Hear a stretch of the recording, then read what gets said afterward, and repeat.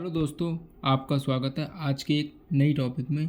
जलीय पारिस्थितिक तंत्र की समस्याएं।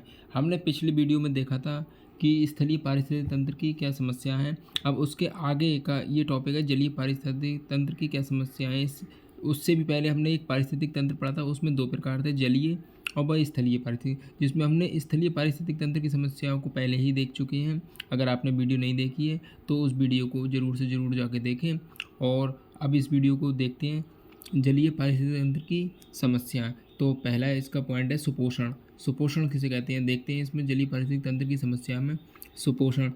वर्तमान समय में जलीय पारिस्थितिक तंत्र की सबसे बड़ी समस्या सुपोषण है। जो वर्तमान समय में जलीय पारिस्थितिकी तंत्र की जो सबसे बड़ी समस्या है वो सुपोषण है, जिसके अंतर्गत किसी जल निकाय में नाइट्रोजन व फास्फेट युक्त पदार्थों के अतिरिक्त मात्रा में पहुंचने के कारण सुपोषण जैसी घटनाएं घटित होती हैं।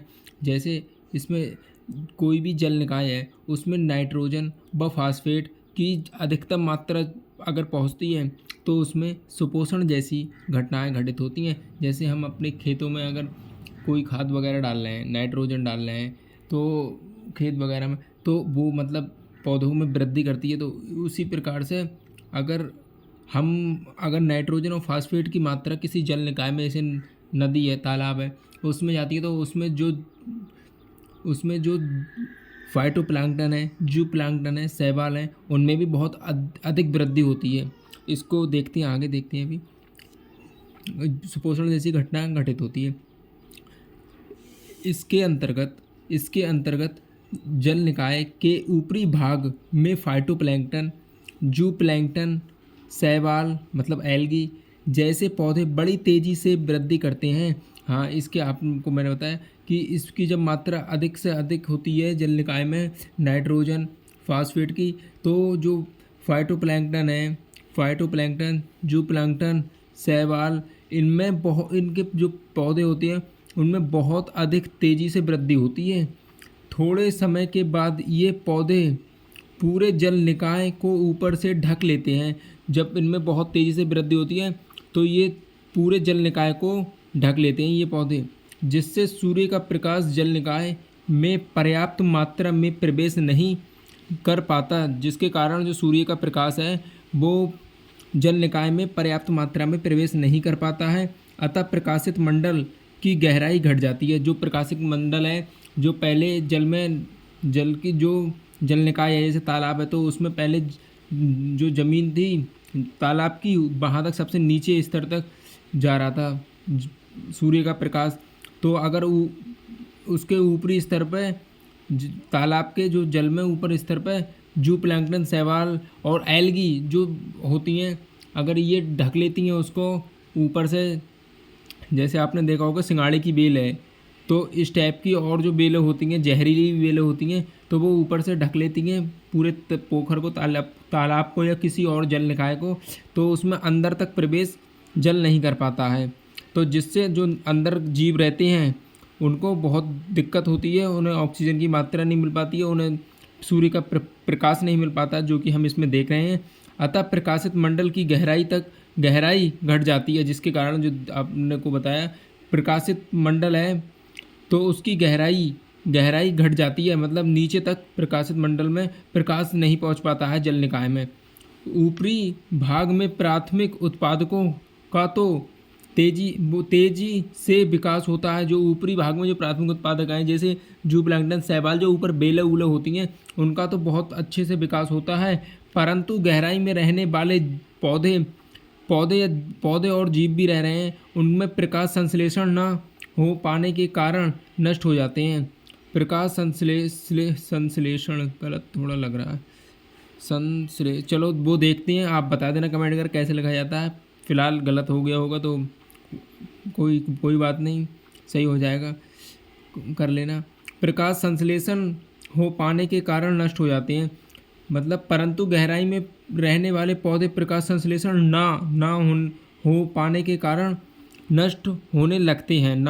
हो पाने के कारण जब प्रकाश नहीं जाता है अंदर तक, तो वो पौधे जो रह रहे हैं, जीव रह रहे हैं, मछलियाँ रह रही हैं, वो नष्ट होने लगती हैं। इसे जल निकाय में ऑक्सीजन की कमी हो जाती है। इससे इससे सॉरी देख लेना, कोई बात नहीं है, इसमें मतलब हो जाती है गलती। इससे जल निकाय में ऑक्सीजन की कमी हो जाती है, जिसे बायोलॉजिकल ऑक्सीजन डिमांड कहते हैं। अगर आपसे कोई पूछे बायोलॉजिकल ऑक्सीजन डिमांड किसे कहते हैं, तो अगर किसी जल निकाय में ऑक्सीजन की कमी हो जाती है तो उसे बायोलॉजिकल ऑक्सीजन डिमांड कहते हैं। इसका परिणाम देखिएगा, दिख रहा है, इसका परिणाम यह होता है कि गहराई में रहने वाले जीव जैसे मछलियाँ जो आपको बताया, घोंगे होते हैं, एक सीपियाँ होती हैं, व अन्य जलीय जंतु मरने लगते हैं तथा कुछ समय के पश्चात वह जल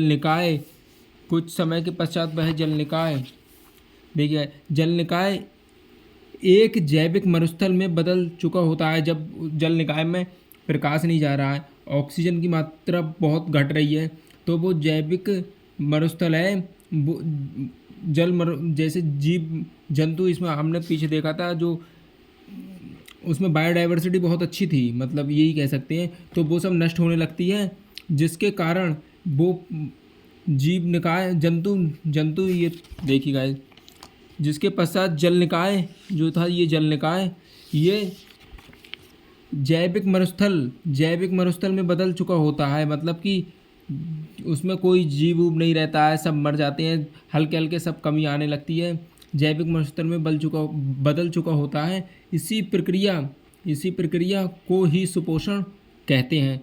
तो आपको पता चल गया होगा कि सुपोषण किसे कहते हैं। ठीक है गाइज, और अगर आपको ये समझ में आया हो तो इसको आगे भी करते हैं, तो लाइक कर दीजिएगा, कमेंट करिए और सब्सक्राइब करिए हमारे इस चैलेंज से जुड़े रहने के लिए, जो आपको शॉर्ट वीडियो में आपको बताया है कि कौन सा चैलेंज चल रहा है, स्टार्ट करा, वो हम ये खुद देखते हैं हम कितने दिन तक कर पाते हैं। फ़िलहाल कोशिश करेंगे ज़्यादा से ज़्यादा दिन तक, मतलब 1 महीने तक, 30 दिन तक, मतलब एक ही बात होगी, या 75 दिन चैलेंज करेंगे, वो देखते हैं जब तक होता है, जब तक कमेंट्स आपके आते रहेंगे कि आप इसी प्रकार से वीडियो बनाएं। तो अभी तो हमने न्यू चैनल स्टार्ट करा है, तो आप प्लीज़ सपोर्ट करें हमें और हमारी वीडियो ज़्यादा से ज़्यादा शेयर करें, जिसके कारण हम भी उत्साह हमें होगा और हमारा हौसला बढ़ेगा, और आपको भी हम अच्छी से अच्छे टॉपिक, मतलब जो बहुत अच्छे टॉपिक हैं उनको वीडियो में एक्सप्लेन करके हम आपको बताएंगे। तो आप चैनल को सब्सक्राइब करिए, लाइक करिए और वीडियो को शेयर करिए, और कमेंट ज़रूर करिएगा, कहीं हमारी गलती उलती होती है तो उसको हम संभालेंगे, और अच्छे से अच्छे वीडियो आपको अपलोड, अच्छे से अच्छी लैंग्वेज में, सरल से सरल लैंग्वेज में आपको वीडियो, कोई टॉपिक है उसको समझाने की कोशिश करेंगे। ठीक है गाइज, इसके बाद पढ़ते हैं वाटर ब्लूम किसे कहते हैं।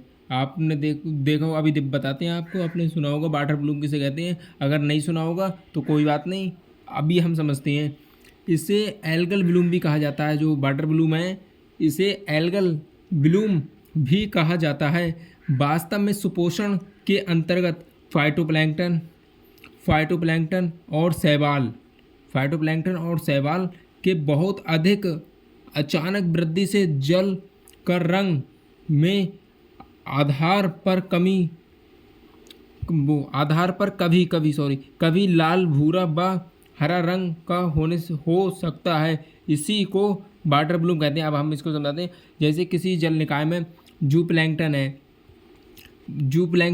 फाइटोप्लैंक्टन है, शैवाल है, ये जहरीले भी होते हैं, तो जो है ये सड़ जाते हैं, गल जाते हैं जैसे, तो ये जल में मिल जाते हैं, तो उस जल का रंग बदलता है, जैसे रंग उसका हरा भी हो सकता है क्योंकि इनमें जहर भी होता है, सड़ जाते हैं तो ये जल में मिलते हैं, तो जिससे रंग हरा होता है, भूरा हो जाता है, गंदा सा हो जाता है जल, लाल हो जाता है जल का रंग, तो यही जो है। और फिर जो जल निकाय में जितने जीव रह रहे हैं उनकी उसके कारण मृत्यु हो जाती है, क्योंकि पूरा जल जो है वो जहर हो जाता है, पानी उसका। ये भी काफ़ी जहरीले होते हैं, फाइटोप्लैंक्टन, जूप्लैंक्टन, शैवाल, इनकी भी बहुत प्रजातियाँ होती हैं, तो बहुत जहरीली प्रजातियाँ होती हैं, जिसके कारण यह जो है वो जल में ये सड़ जाती हैं जब, तो ये जल में मिल जाते हैं, जिसके कारण जल का रंग बदल जाता है और इसमें रहने वाले जीव जंतु, पेड़ पौधों और हैं वो नष्ट हो जाते हैं। इसी को हम वाटर ब्लूम कहते हैं।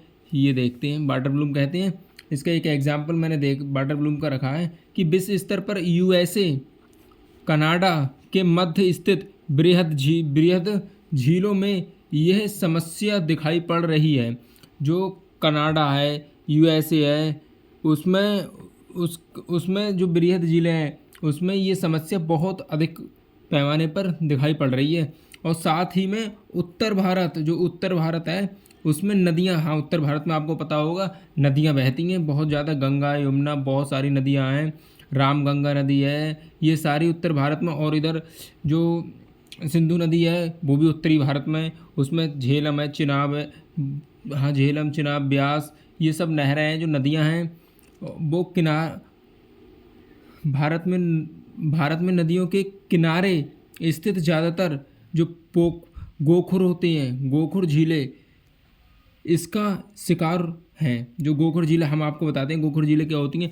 जैसे आपको पता है कि जो नदी होती है वो जो बहती है वो इस तरीक़ा से बहती है, इस तरीक़ा से बहती है। तो जो है जब ये ज़्यादा प्रेशर से जब बहती हैं, इसमें पहाड़ से पानी आ रहा है, ज़्यादा प्रेशर से बहती हैं तो ये ऐसे ऐसे होने लगती हैं और ज़्यादा ऐसे ऐसे होने लगती हैं, फैलने लगती हैं ऐसे ऐसे, ज़्यादा फैलने। तो एक टाइम पे ऐसा आता है ये ऐसे करके बन जाती हैं, तो ये कट जाती हैं, फिर ये अपना रास्ता अलग ले लेती हैं। तो ऐसे करके फैलते ऐसे फैलती हैं तो इनमें बीच में ऐसे हो जाती हैं, जैसे ये ऐसे करके छोड़ देती हैं। गोखुर झील जैसे खुर के समान ऐसे आकार छोड़ देती हैं और नदी फिर ऐसे बहती रहती है।